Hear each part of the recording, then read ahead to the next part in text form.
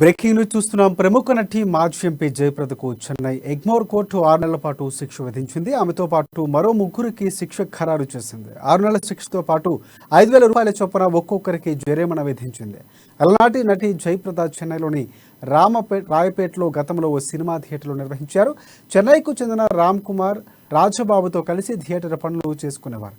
తొలుత చాలా బాగా లాభాలు వచ్చిన తర్వాత రాబడి తగ్గడంతో పాటు థియేటర్ మూసివేశారు.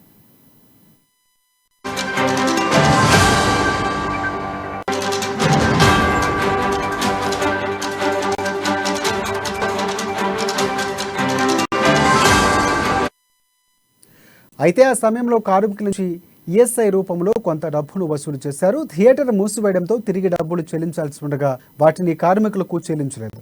దీంతో కార్మికులందరూ భీమా కార్పొరేషన్ ఆశ్రయించారు. సదరు భీమా సంస్థ చెన్నై ఎగ్మోర్ కోర్టును ఆశ్రయించింది.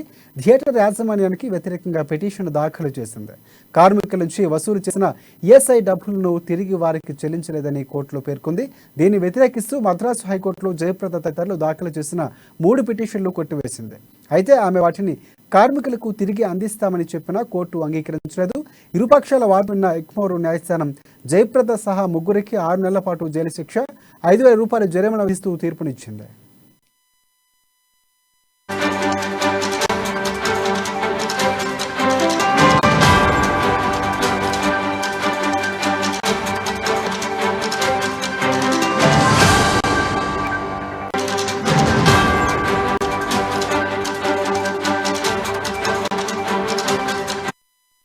బ్రేకింగ్ న్యూస్ చూస్తున్నాం. ప్రముఖ నటి మాజీ ఎంపీ జయప్రదకు చెన్నై ఎగ్మోర్ కోర్టు 6 నెలల శిక్షను ఆమెతో పాటు మరో ముగ్గురికి శిక్ష ఖరారు చేసింది.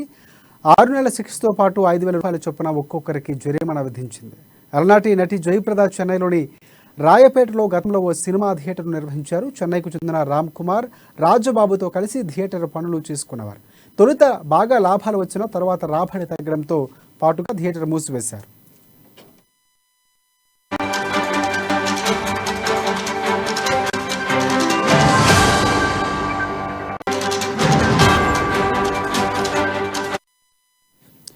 అయితే ఆ సమయంలో కార్మికుల నుంచి ఈఎస్ఐ రూపంలో కొంత డబ్బులు వసూలు చేశారు. థియేటర్ మూసివేయడంతో తిరిగి డబ్బులు చెల్లించాల్సి ఉండగా వాటిని కార్మికులకు చెల్లించలేదు. దీంతో కార్మికులందరూ భీమా కార్పొరేషన్ ఆశ్రయించారు. సదరు భీమా సంస్థ చెన్నై ఎగ్మోర్ కోర్టును ఆశ్రయించింది. థియేటర్ యాజమాన్యానికి వ్యతిరేకంగా పిటిషన్ దాఖలు చేసింది.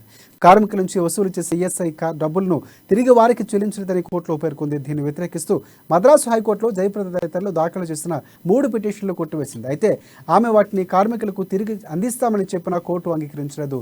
ఇరుపక్షాల వాదన విన్న సర్కారు ఎగ్మోర్ న్యాయస్థానం జయప్రద సహా ముగ్గురికి 6 నెలల శిక్ష విధిస్తూనే 5,000 రూపాయల జరిమానా తీర్పునిచ్చింది.